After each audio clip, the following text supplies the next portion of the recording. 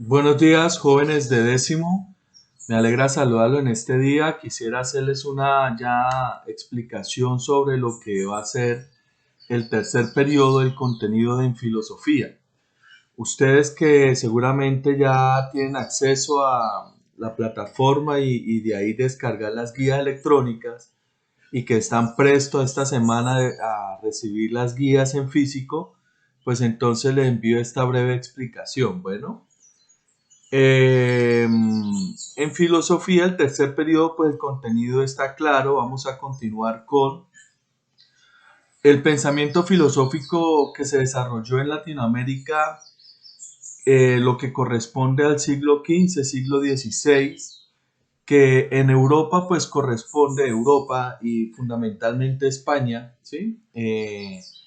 Por supuesto también cobijando Italia, Francia, Alemania, Inglaterra, pero entre nuestro pensamiento, la conexión de pensamiento filosófico de nosotros, Latinoamérica está muy conectada es con España. Allá en Europa lo que se desarrolló fue el contexto de lo que vamos a denominar nosotros la escolástica, que es una corriente filosófica europea que llega acá a Latinoamérica, ya como les dije, siglo XV, siglo XVI, y en Europa corresponde ese periodo de tiempo lo que se denomina finales de la Edad Media, o sea, ya cuando está terminando la Edad Media, arranca el Renacimiento y así pues empieza la época moderna. Entonces en Europa es finales de la Edad Media y corresponde a autores en España muy reconocidos como es por ejemplo Santo Tomás de Aquino y ya muy pronto todo lo que son los filósofos del Renacimiento. Entonces, ya para Latinoamérica vamos a identificar, son dos autores, filósofos, que de alguna manera discutieron y debatieron el tema de la escolástica y del barroco en Latinoamérica, que es Fray Bartolomé de las Casas, es un sacerdote de una orden religiosa, igual que Sor Juana Inés de la Cruz.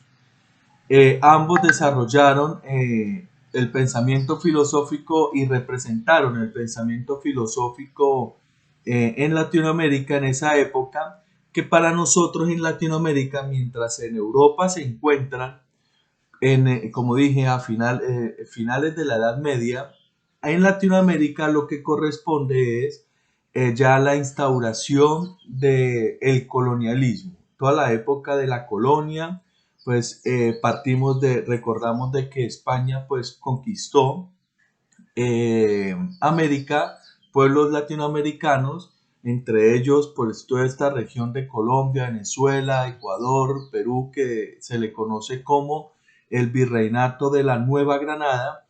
Y pues en esa época del siglo XV-XVI pues procede esa una instauración del el colonialismo. En ese colonialismo, pues cuando llega la escolástica desde Europa, ese pensamiento filosófico, y acá lo que va a hacer desarrollar es Fray Bartolomé Las Casas esa discusión y Sor Juana Inés de la Cruz, que es mexicana, pues va a desarrollar también lo que se conoce como el barroco, que es una corriente, además de filosófica, eso fundamentalmente artística. Entonces, eso es lo que vamos a desarrollar en el tercer periodo. En el taller, pues ustedes encontrarán copiar la programación, que son preguntas. En esas no tienen que contestar las preguntas de la programación, sino solamente registrarlas bien en el cuaderno, ¿sí? Y ahí entonces ya miramos que viene el contenido de consultar y registrar en el cuaderno los puntos. Ya es algo que se entiende por la época de la colonia en Latinoamérica, como yo les había hablado. Una opinión suya, porque es importante saber sobre el pensamiento filosófico en la colonia, en qué consiste la escolástica, y ya empezamos a desarrollar lo que les venía hablando. Vamos a identificar la biografía de Fray Bartolomé de las Casas. ¿En qué consistió el barroco? Vamos también a desarrollar ese contenido. ¿Qué es el barroco como tal? Pero también entonces el barroco en Latinoamérica, porque he dicho desde el principio que tanto la escolástica como el barroco son corrientes filosóficas y artísticas que vienen desde Europa. Pero nosotros hacemos sobre todo un análisis de lo que fue, con lo que fueron esas corrientes, pero acá en Latinoamérica. También vamos a desarrollar la biografía de Sor Juana Inés de la Cruz, y viene una opinión de ustedes que por qué se debe evitar la discriminación y la exclusión, que es un contenido del eje transversal de la Cátedra de la Paz. En su opinión, los indígenas y los afrodescendientes deben ser tratados en igualdad de derechos o deben ser discriminados y excluidos socialmente. Esa pregunta que ustedes deben contestar, que es el punto 3 del taller, corresponde precisamente al desarrollo de tanto del eje transversal de exclusión, de lo que es discriminación, pero apunta también al contenido de lo que se desarrolló el debate filosófico precisamente en la época de la colonia de la que estamos hablando en Latinoamérica, y es precisamente como en esa época pues estamos hablando de una exclusión y una discriminación sobre todo a los indígenas y toda la raza afrodescendiente.